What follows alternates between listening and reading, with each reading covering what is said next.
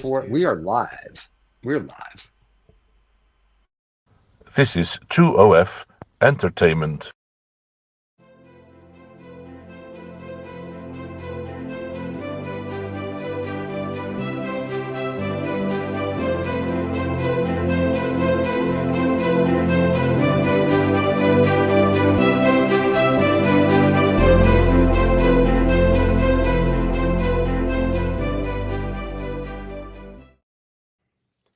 Wow. What's some hep music there, buddy? I like that. That's very. My hat off and put my hand on my chest. I know, and I'm not even Canadian, and I was going to touch myself. I mean, my chest. I'm sorry. So that was very cool. I liked it. That was very nice. Very cool. I get the Martian thing going on again. I know. I like that. Yeah. Paul, we didn't want to tell anybody.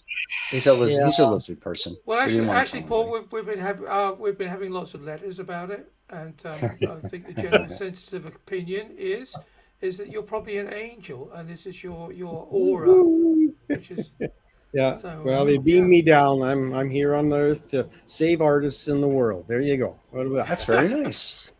Well, and today you have an interesting guest. That's for sure. I know we'll have a deal. We got to have merch. We're waiting for the merch. So save the artist from Canada. I'm sure there'll be something with wings on it. It'll come to you. There's something with wings on it. I think Red Bull has already done that, by the way, just so we're clear. Well, so whales. We got whales. I love. I've seen some of the women there. They do look like whales. Yes, that's very true. So I've been to Wales. Yeah. Yes. Nice Got drunk there once or twice myself. When I was a student, everybody used to go around saying "save the whale," which we did, but it got too big and we had to take it out of the bath and put it. There you go. All right. These people in Canada right now are cringing because they're afraid of the next thing we're going to say. So, who is this gentleman that we have today, Mr. Paul, on Canadian Art Today? He's not an artist, and I'm going to be interviewing. This is the big shocker. Absolutely. Dearie me. The green halo man is shocking us to death here. But when you think about it, we have a man here that he can affect an awful lot of people and a lot of artists, their careers, but also present their work. People love this publication that he makes. It's been out for a number of years. Called Arabella magazine, and Brian Usher is the publisher, and him and his wife run this magazine. And in the day, it was a high quality magazine, inch thick. It was beautiful magazine. Hold on a second. Let's get a solo shot. Well, we can't. It's fades in the background. But we'll just take your word for it. Okay. Anyway, you'll have to take my word for it. It's a beautiful magazine. I'm gonna have to do something with this background. But anyway, he's now gone e-published, so they've gone electronic. So now the world can see it. You don't just have to go to your corner store and pick up this magazine, which they don't publish it anymore just due to the huge expense in distribution, and there's a big, but also the market is. We're going to talk about the market reach, and what he can do for artists. And it's a lovely piece, and what his vision about what is art. Like art very is cool. Not just something hung on the wall. So we'll bring him in. And then we're going to say hello, and before Brian, hello, Brian. We're going to put Brian's art link to his magazine. I do this below because people that watch, they're not so smart. So below, it'll be there. So you can click the link if you want to subscribe to Brian's magazine, and then you can see we'll talk about that. Yeah, we'll talk about that as well. And David and I are going to disappear because nobody wants to hear ooh and on how pretty things are. So we'll let the two professionals. Brian, welcome to the show. Paul, have a wonderful show. And David and I are going to disappear, and we'll see you guys a little later. Cheers. Yeah. Well, good morning. Good morning. Yeah, I didn't do a bang up job on the wording, but I think we get the idea that you have a great product here, and I think most people should know about this beautiful magazine that you have. I mean, well, if they don't, Paul, I mean, it's a crime, isn't it? We have not done our job, is what we've done. We just, I always, when things don't happen right, I always look at myself and say it's my fault, and I got big shoulders for that, and I accept a lot of blame for a lot of different things. But I remember in the day walking by and some of the major bookstores, and your product was sitting there, and you're going, oh my goodness, it stands out Yeah. above and beyond the skinny little mags that are out there that I guess profess to promote artists. They, I mean, a lot of times people have to. The artist has to pretty much give the artwork to them for the cover, and they have contests and all those things. I mean, we have to keep our publishings going, and you're always constantly looking for the new artist. But you have a very diverse look on art. That's how I see what you do. Can you explain a little bit about where you came from, the beginning, a little bit, and Sure. and why we're going into the e-publishing, or how the advantages of that? Okay, that sounds great. Goes back 16, 17 years, actually. And the world then, in terms of art magazines, I would say is relatively different, certainly from today. We were, background about us and Deborah, we were living on our small little 20-acre horse farm, or an ex-horse farm. And we were actually trying to get back into the art world. We both had done it more as hobbies, Deborah more professionally. And we were part of the various art organizations in Caledon, in Ontario. So that's up near Orangeville. And as part of that, being part of the local art scene, we got the view that we had this big barn sitting there. It was all empty. Why don't we turn that into a seasonal art gallery? Which we did. We carried about 20 artists. We were part of the Headwaters Art Festival group. And we were both doing consulting at the same time. And we just didn't, you said we're not artists. Well, we were engaged in activities that made us a little bit more money than being professional artists, at least from looking at all the research that we've seen.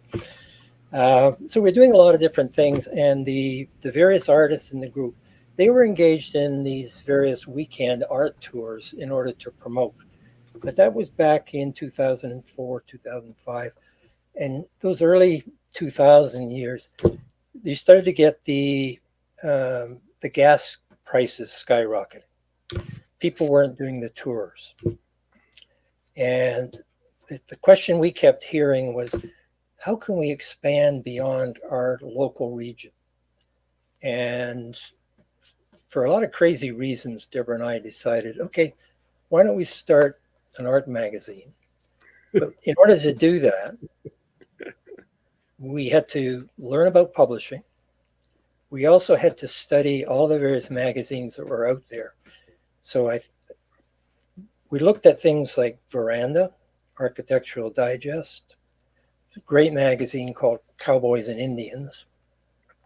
And then there was a bunch of German magazines we looked at and thought, well, there was a model in Europe that was kind of interesting. So we thought, given our I had an environmental company I was working with at the time, I said, let's design something that's environmentally sensitive. And the best strategy there was to create a coffee table book that wouldn't end up in the bottom of the bird cage when people refer with it, right?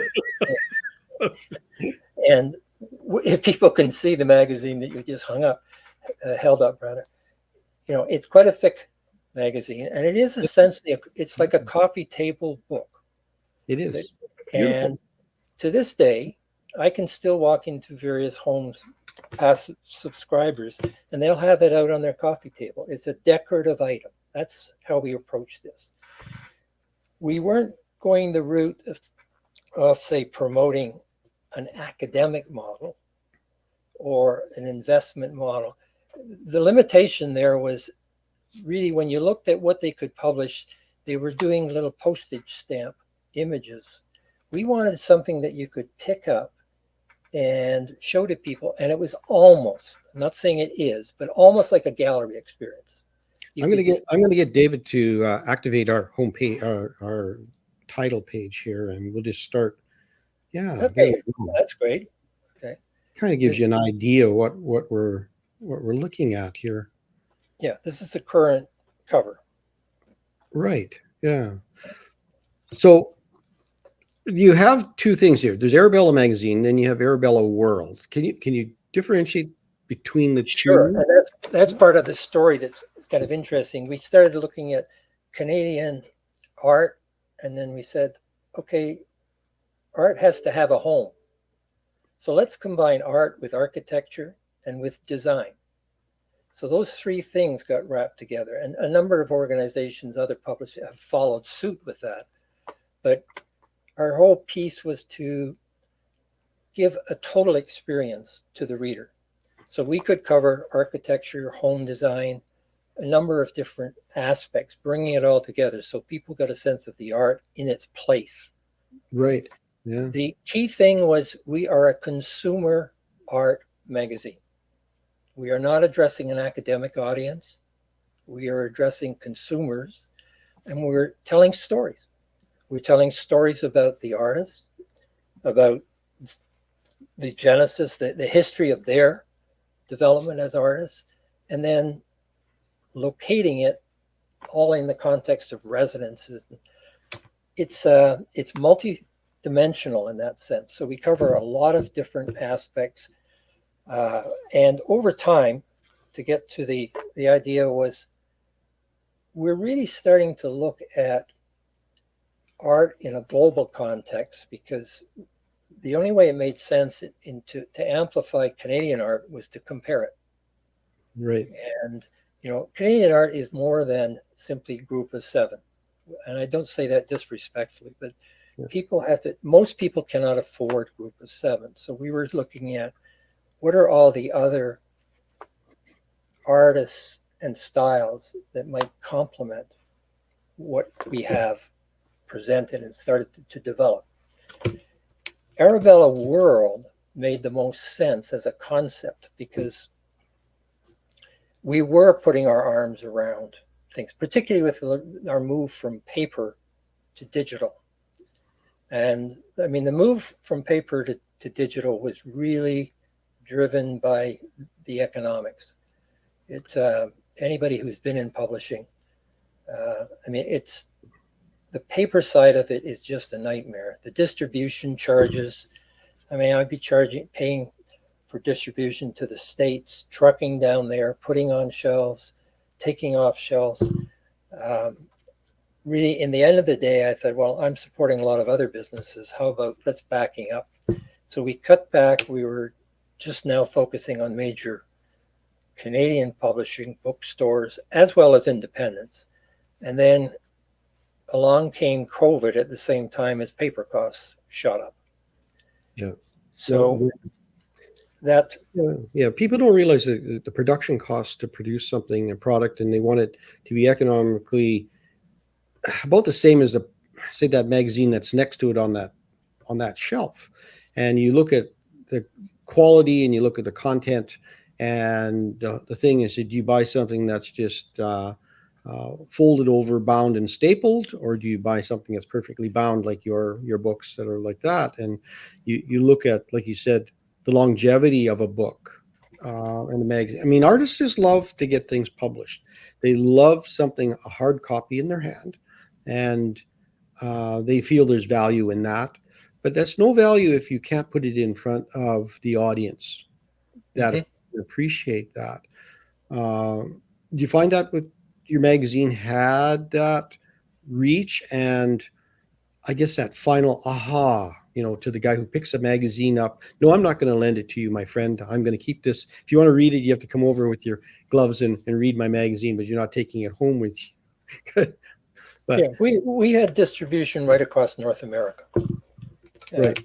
The president of Barnes and Noble back then was up in Muskoka, saw a copy of the magazine, and approached us to put it in the stores. Yeah. And at first that was seductive, attractive. It made a lot of sense. But as I said, costs got out of hand on that. But we have an audience. Still to this day, we're getting people connecting with us and say, can't you produce a paper version? Do you feel that coming down the road that you might produce an annual piece? Sure. If we can find investors who share the passion that we have for the magazine. Yeah. And keep in mind, this was an art experience we're offering. And the challenge for us was on the advertising side, because we weren't going to put art beside all of the mainstream advertisers. You know, it's not to go beside diapers and soap. And, you know, we said, okay, at that time, tobacco was still being advertised. But you start looking at what kind of advertisers do you want to be side by side with your art or your gallery?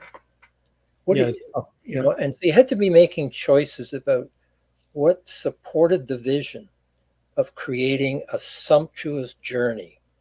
That was the whole theme of it. When people pick up the magazine, that they could take it and walk through and have this tremendous personal experience. And what we were getting told was people would start reading the magazine over coffee or breakfast. They'd finish it as they go to bed. It was an experience. And that we were saying, okay, how do we create that experience for people? Right. So, I mean, you've got some incredible artists. I mean, these are beautiful layouts. This is what people would get in their magazine. They're sumptuous, large, well-published pieces of work. And there's some really great artists. And so what kind of, so if an artist was to go in here, do you do a series on them, or how do you, I guess, portray that artist as a package? So in other words, do they get 8 or 7 pages in a row? Do they, you know, how do you, let's just talk a little bit about what does an artist receive when they want to go in your magazine, right? Is it just a one pager, or is it you actually want to get into that artist's life a little bit and show a little bit of what they're doing? Yeah, that's a great question, because it's really about creating a story. Yeah. And the answer is no, it's not one page. It's more a minimum usually of about 8 double pages. So you're looking at, 16 separate pages. Right. Even in the digital version, multiple pages. And the essence of it is to create a sense of who this artist is. That was the number one question we would get as running a gallery, or even talking to other gallery colleagues. You visit them and you listen to their clients, and most of the time, the collectors or the people purchasing art want to know, who is this artist? What's his story or her story? And that was what was lacking. So we tried to tell that. And often what you see in the magazine is an artist's particular series that they're working on.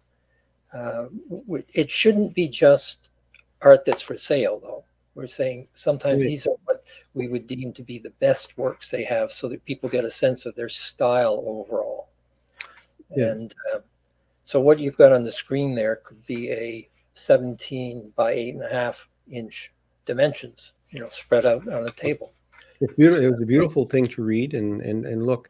And I'm going, these artists are not all just from Canada, correct, in your book? Like they're from around the world? Yeah. So you've got a world audience. So there is artists from around the world that are trying to present their work in a professional manner, in a high-end manner, whether it be digital now, or in the old days it was, in the publication sense. But I think, we can reach out to people who want to be a part of this sponsorship. I mean, I'd love to see this thing back into at least an annual book. I think people will be clamoring after that to try to, you know how to do it. So it's just a matter of finding the funding and the financing to do a product like this, because there's not very many magazines left in Canada that are a hard copy. It's rare to find, and they are, like you said, these little postage stamps, and we're kind of bold, maybe audacious, in the sense that we say we are the premier Canadian digital art magazine. There's nothing else that comes close to what we do. Not a thing. What kind of reach do you have? Like where does this totally around the world? Totally around the world. Most countries around the world, we've got readers. I didn't check Antarctica, like he said. Well, that could be the key one to have, is Antarctica, because you've got a market. Yeah, it's lonely down there.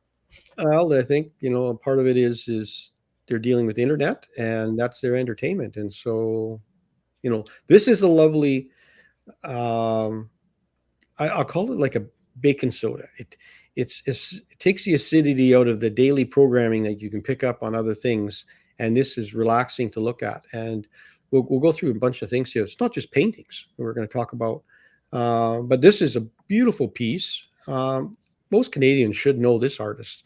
I've been with a gallery in Toronto that had procured Toller's work after he had passed away, and they were, slowly selling it on behalf of his estate. It was an estate thing, but Toller Cranston, well known for his figure skating, and but he was a prolific painter as well. Mm-hmm. Yeah, so very unique style.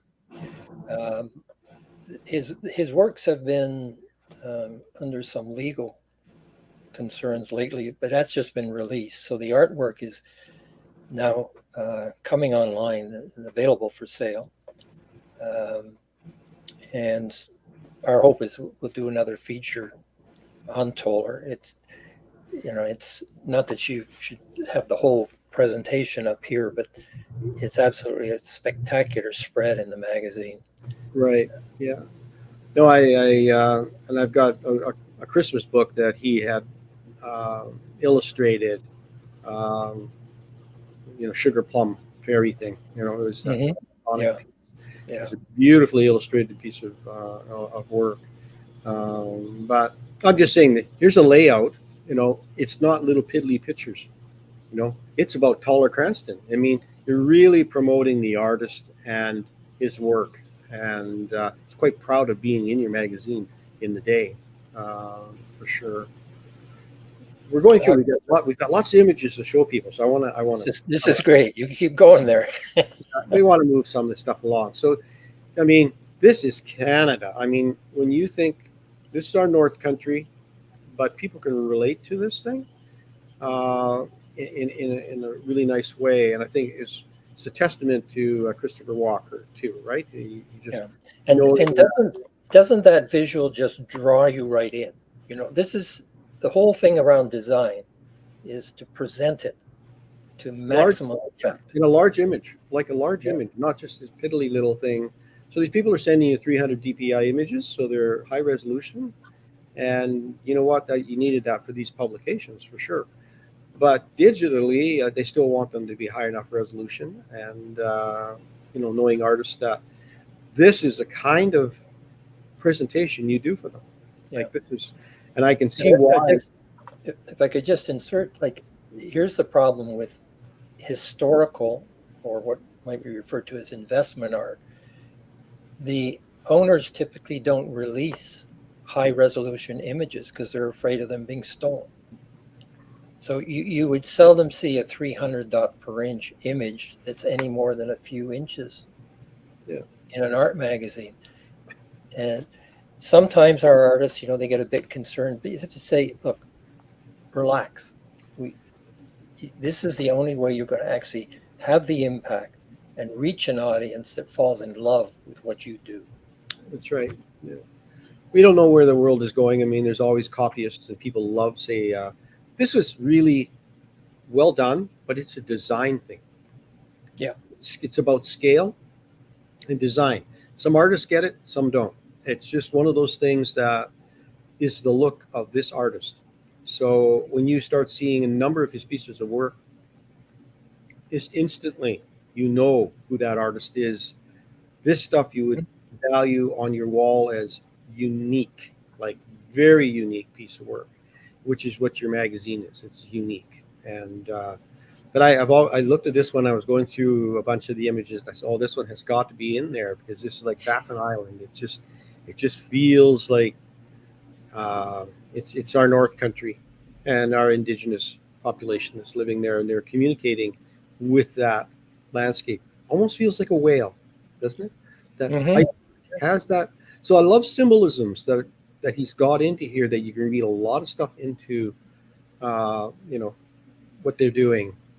But you go to this kind of a format. So they got artists have really spiked up the flavor of the magazine. And I like the way you balance the things off, so they're not just landscape, right? So yeah, you, and you have Abraham is breathing he's space, covered in the Smithsonian Institute.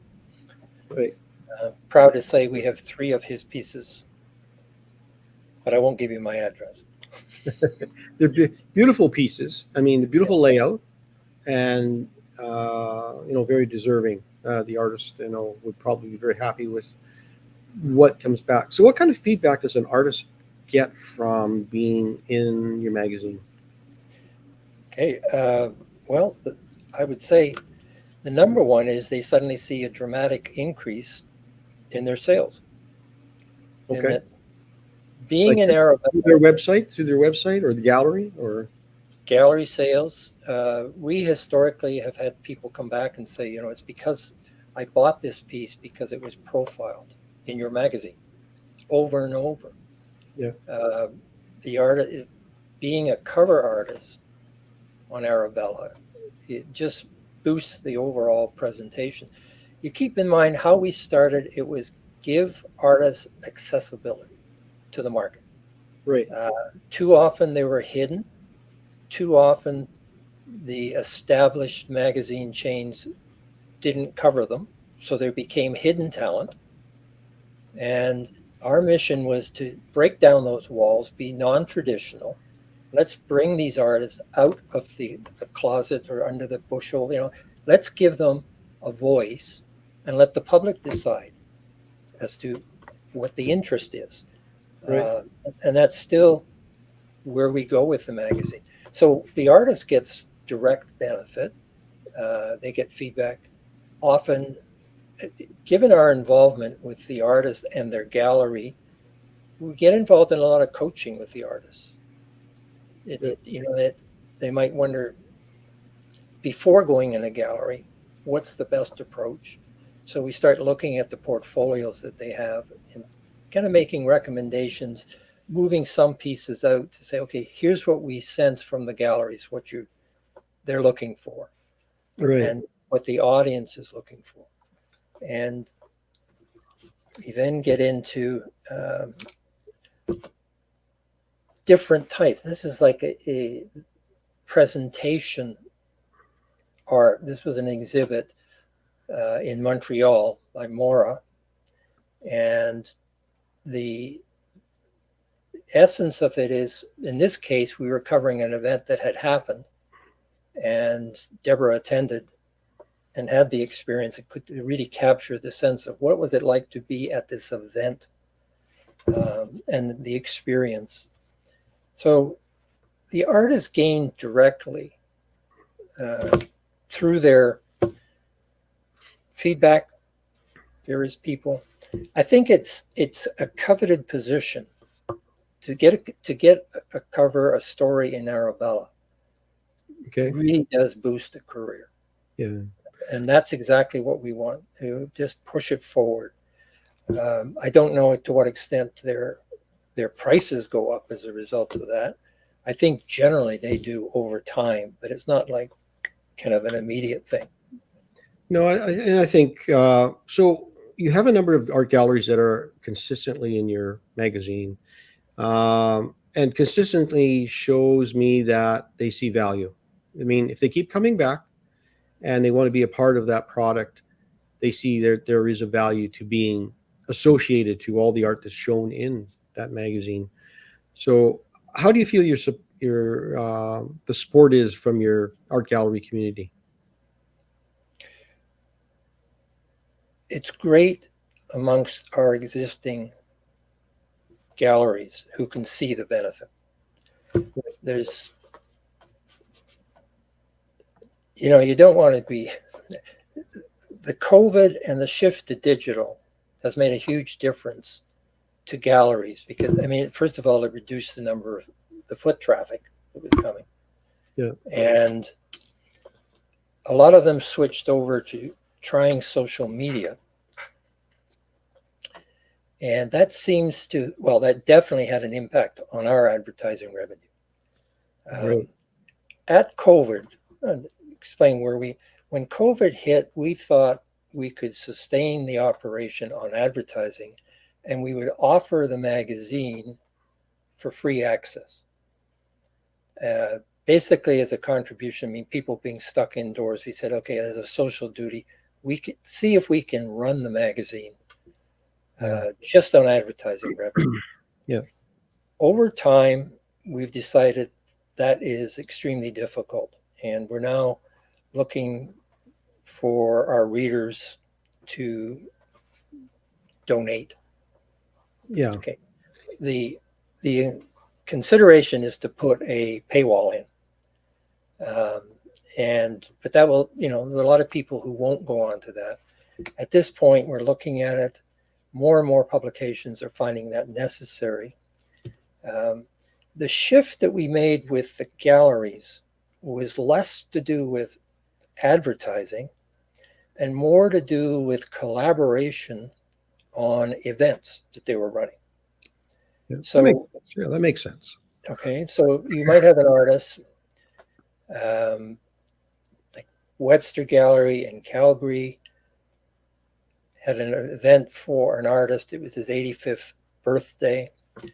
And we then decided, okay, let's see how we can promote that, because we had a couple of months to work with it. Now, what we have also done with the magazine in our evolution is we've created a digital newsletter, and that comes out every 2 weeks. So it's a bi-weekly, and that allows us to get information to our readership faster, shorter time frames, so we can promote things like a birthday party, and hit it. The third element of our marketing strategy is the development of essentially 1-minute digital profiles. So again, we produce all of those in-house. We take the existing, all of the artistic material we have, and we do a profile of an artist in digital format. Now, a lot of that, I'll be quite honest with you on that, it came from, you start looking at the social media platforms, there seems to be a big push on the use of digital. More engaging. We're not into a TikTok kind of world with short 10, 15-minute bursts. We really want to give someone an overview of what an artist is all about. And it's thematic in that regard.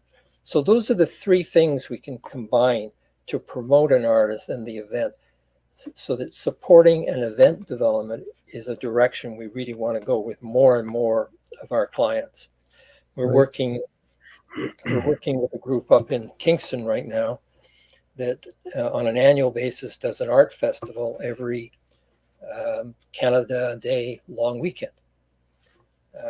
And so we're developing a marketing strategy for them to get word out on that, and looking at how we can create sponsorship models within that for the artists that are coming on board for that festival that's late June, early July. Yeah, no, there are festivals. There are art festivals right across the country, art events that could probably benefit from the same thing that you're developing. How many publications do you do a year to start with? Eight right now. Yeah, 8 publications, and then your newsletter feeds go in between that. So that's right. So that gives you a good reach. We have a managed circulation of about 20,000, and when you look at social media circulation, we're well over 100,000 globally. Right. That's good reach. That's good reach, and growing, and hopefully we can help that a little bit. But we'll go through some of this. I mean, I got a title page up here: community arts festivals. I jumped ahead. Sorry. Different ways that you are supporting artists in some of the things that they're doing, and I think maybe, different. Now you've had art contests and call for entries, and I think I've got a couple of visuals for some of these, but this is just examples of some stuff. Yeah. So can you explain what was happening with this art contest that happened here? This one, just how it kind of worked. Well, that's sort of the classic, we call for submissions. We chose this one's back, I think, 2012. The idea was, well, there's a lot of talk about the Canadian landscape and the group of 7, etc. So we put together this to give the opportunity for artists right across the country to make submissions. The website for that was always available, so people could see what was going up and being submitted over the months, and it ran for about 4 to 5 months, I think. Yeah, and that's then it's a great idea to keep people wanting to see what's coming up next. Each day they come in, and it creates a regular reason to go. You really want to see what the next one is, and then you always want to see which one wins or is chosen, which is kind of subject to start with, because these, I'm just looking at these little minis here. They're beautiful. Most of them could be a first front pager on something. So they're beautiful pieces. Yeah. But you've got Merv Brandel's work on. It's my left. It's your left. The same as yours. Yeah. And then in that piece, you'd see stylistically, it's all over the map. It wasn't a case of saying who's closest to the group of 7. Oh, was, every artist has their perspective, their vision for what it's and what they capture. And so that's what we did with that. What kind of criterion did you use to choose? I mean, this is difficult. I mean, do you choose within yourselves, or did you have an independent jury look at these, or did you have other people submit ideas, or did the artists all have? Was there a voting process, or how did the process go? We had a group of galleries plus ourselves, and I think we had a couple of retired artists. But basically a voting procedure, the usual. Yeah. And unfortunately, I mean, there is no perfect system. Not in the jurying process. It's one of those things. It's not quite as bad as jurying a skating contest, but just about. Because like I said, there could be a number of there's a different way of looking at things. Each artist looks at things differently. I mean, you're generally going to say they all can paint well. Now you start narrowing it down as to what did they paint, how did they paint, what are they saying? Like it becomes, did they follow a theme? This one was there a theme on this one? Just Canadian landscape was the theme? Yeah. Tell the story of Canada from your perspective. Oh, nice. Yeah. It's tough to do in one painting, like in your 1 or 2 submissions, and knowing that, somebody from down east or out west or up north is submitting based on their own interpretation of their landscape that's in their region. This was another one that you did, another kind. I love these layouts though. Like it's really about the image, and I was a layout artist for many years in design, and I know it's difficult trying to find that right feeling for the audience that is going to be viewing what you're doing, and they want more than just they like the pretty picture, but they want to see why and a bit about the artist. And so this one really does help in about this. So this was a call for entries as well. For what, snow was a theme or something? Yeah. It's the most asked for type of Canadian painting. Oh, really? I didn't know that. It's consistent though. If your listeners, painting snow is one hell of a challenge. If you just talk to any of these artists, they'll tell you. I mean, the number. I mean, to say that one is just right. The multicolors that lie beneath the snow is quite pronounced. Yeah, and snow is not white. Snow is white.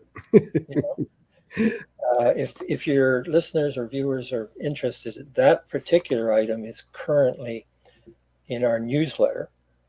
Oh yeah, for this past month, so people get a chance to actually look at what the newsletter does. Typically, is use any of the past articles, bring them forward, and combine them, curate them in a combination with 4, so that people get a sense of some of what we covered. And again, it's just like a mini magazine in that regard. So they can sign up for this for free, and it'll just come in their mailbox, and they'll be fine. Well, great. What a great thing. I mean, these are inspiration for artists that are emerging, or even the professional artists looking at another professional artist's way of looking at the subject matter. It doesn't say copy this or reproduce this, but say it could solve some of their own personal problems in development of their images. But the people themselves who procure these paintings, I mean, you have to look at the huge variety and the availability and the size, and these ones give a nice sumptuous feeling as to what the works were about. This was another one that Call for Entries. He did one on floral flower things. So we've all seen a million different versions of flowers, and they are as diverse as they get. Like this, showing half a dozen here on 5 of different types of flowers and the colors and the light and how they're interpreted by the artist. I think it's quite an interesting call because they're feminine, but they're not feminine, right? They can. By the way, if I could interrupt, sure. You said I wasn't an artist, okay? Right? I'm sorry? You said in your introduction, I think you said that I wasn't an artist. Just let me just finish. Okay. The one on the right above the title is mine. Oh, perfect. Yeah. So you are an artist. I got to take some credit here. Yeah. Well, we all wear different hats. Yeah. And some think that maybe I'm an artist as well, or just a talk host. But we do what we can do. That's good to know. We know your work is really excellent. We've profiled it. Yeah. And I've been fortunate to be in your magazine in the early years as well, and your digital one. So, but it's kind of, it's good to know that you are an artist. I mean, I assumed a little bit you were, but we were just basically talking about your publication in the publishing aspects. I mean, it's one of those things. I paint, but I don't paint every day. I just don't have enough time. I love time. You need to have a space that you can go to. I need time in my space. Time for my space. That's what I need. Yeah. But, and it's when people can see, say on a call for a floral one, I could only imagine the hundreds of submissions. And you can look at the variety of art interpretations of a floral call for entries and how it's interpreted. They're not all realistic. They're really from the heart of the artist. I mean, when you're submitting to Arabella, you probably your better works. They're not just your marginal pieces that, well, to see if they'll get in, right? It's something you feel confident about. You spend enough time and energy and good photography. That's probably the big thing. Good photography of your images. Pay some money to have some, or get a good camera and learn how to shoot your work. Absolutely. You could underline that statement. Let's talk about what else. Other things are art. I mean, I love this kind of art. It hangs around me forever. Yeah, a particular location. Yeah, it's kind of belly art. Yeah. This gives you the sense of, for the love of all things art, he said, if you really have a meaningful life, then almost anything can be interpreted as art. Well, there's art of cake decorating, and there is an art to cheese sandwich. I mean, some people just slap a piece of Kraft cheese in there and put the other bread on it and make a grilled cheese. But did you have a story about this grilled cheese sandwich? What's this all about? Like, is there some kind of backstory to that? It just seemed like a good idea. Yeah. Well, I think when we talked earlier, we said that, it's probably was one of the most viewed pieces because it was. Why would that be? Because everybody makes a grilled cheese sandwich because they feel like, oh, I'm an artist now, or I can do something different. Like, it's like, well, everybody does cook. Some cook better than others, right? And a grilled cheese sandwich that's noontime with a bowl of soup, and has been for years for kids that come home from school, or a quick lunch. But they don't have to be plain Jane, right? They could be a piece of art. Yeah, and it doesn't have to be lunch. It can be a dinner. It has been. I've had days where the dinner was larger and the supper was a little bit lighter. Yeah. We'll move on. There's other architecture. I mean, I'm moving you along here because we still got a long way to go here. We got some great stuff. some of the layout, like these are two different types of really dramatic, different types of architecture. So, so You've done a nice job on that. Yeah, what do you do in these senses when you say like this? The architecture is art by itself, but Right. internally, once you start walking through the home, you're looking at the antiques that might be in that Victorian home. There's a lot of things to look at. Is the viewers pick up on that? Is that what they like about those kinds of issues? Yeah, and Dream sometimes like? it isn't just antiques. Sometimes you'll have contemporary furniture blended with a historical Right. architectural style. We started out with historical architecture. Had a writer who was covered off a whole range of styles. So I think we had something like 12 different issues that looked at architecture, Victorian. You get into the different arts and craft combination. It was just an aspect to show some progression and again give people ideas. You might be like where we were in Caledon, there was some people building Italianate homes in a contemporary subdivision. Right. So actually that was one of the first articles that we did on it, which was to do with Italianate architecture. And that you start looking at that. Well, John A. MacDonald's home in Kingston, same style. Right. So kind of weaving things together. And then you get into the contemporary. This is a Canadian architect who's very famous in the US market, does some fantastic work. And like you say, it's a contrast. And as much as we can, try to give people that experience. Yeah.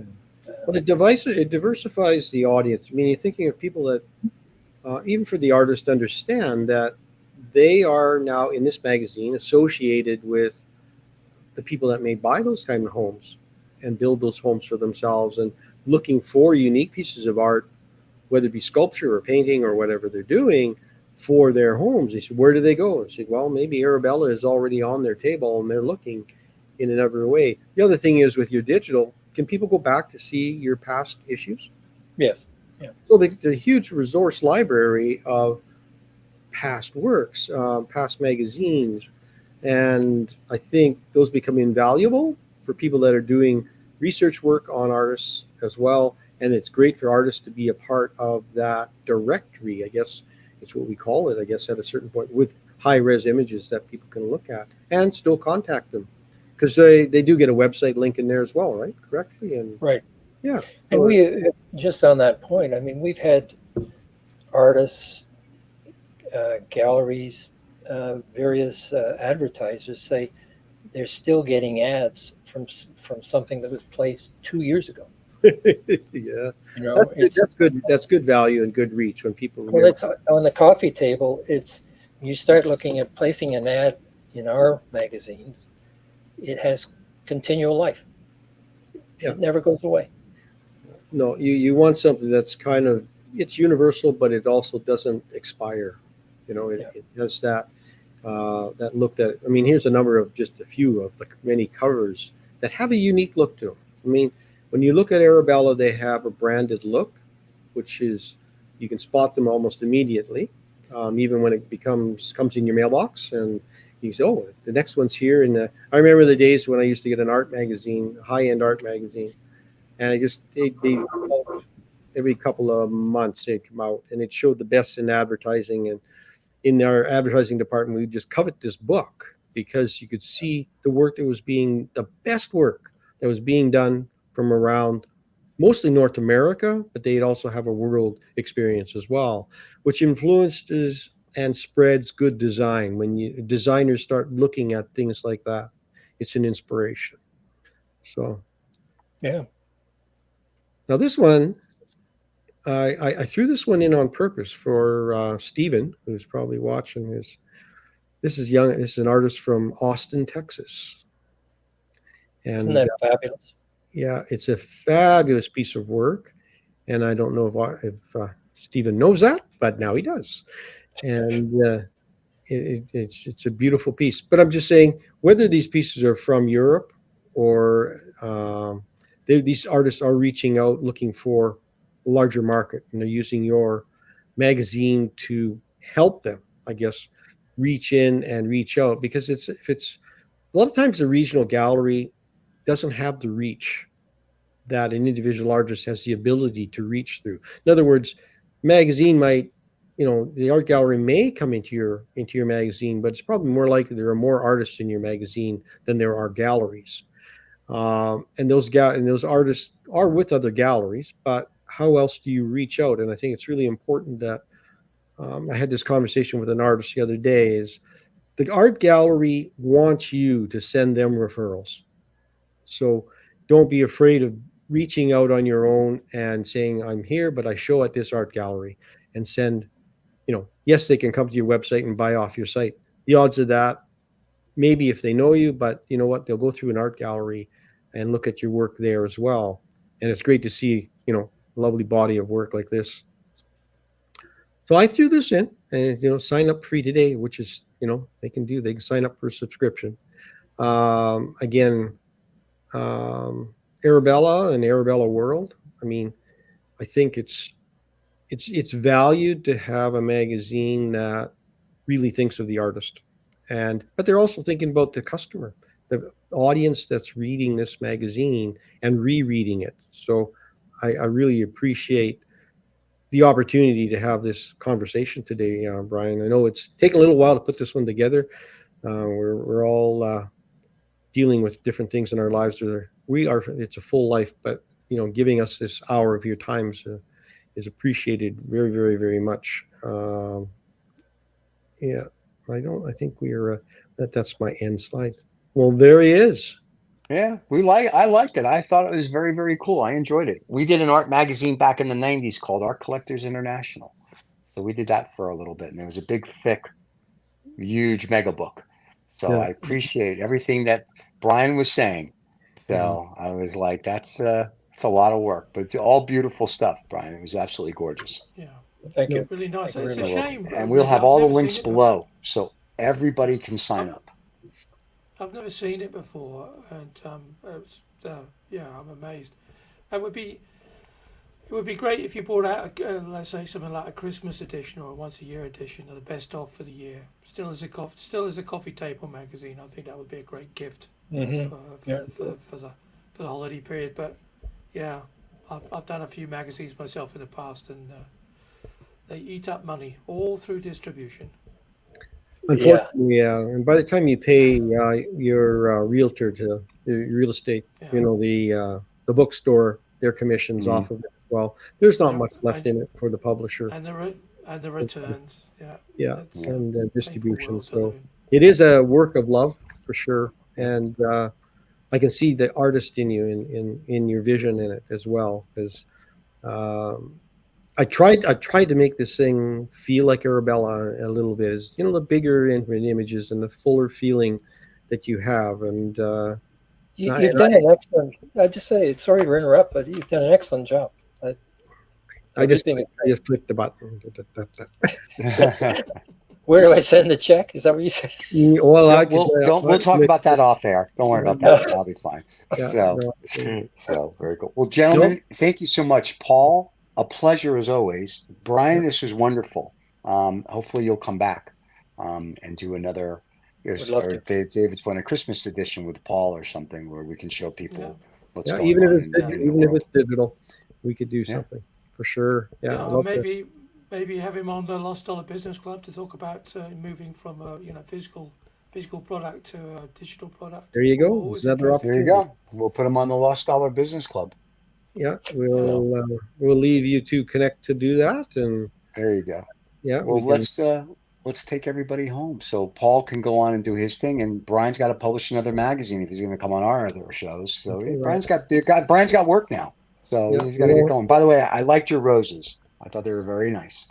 So I looked at that, and all the art was beautiful. Okay. So that's why I said you don't want us on. Always just say, look, it's pretty and it's nice. So we're losers. We have no clue. So, but it's absolutely gorgeous stuff. So, all right, David, take us home. Paul, thank you. We'll see everybody next Thursday. So Okay, we'll Yeah. hang have a around for a little wonderful bit. day. Take care, everyone. Cheers, everybody.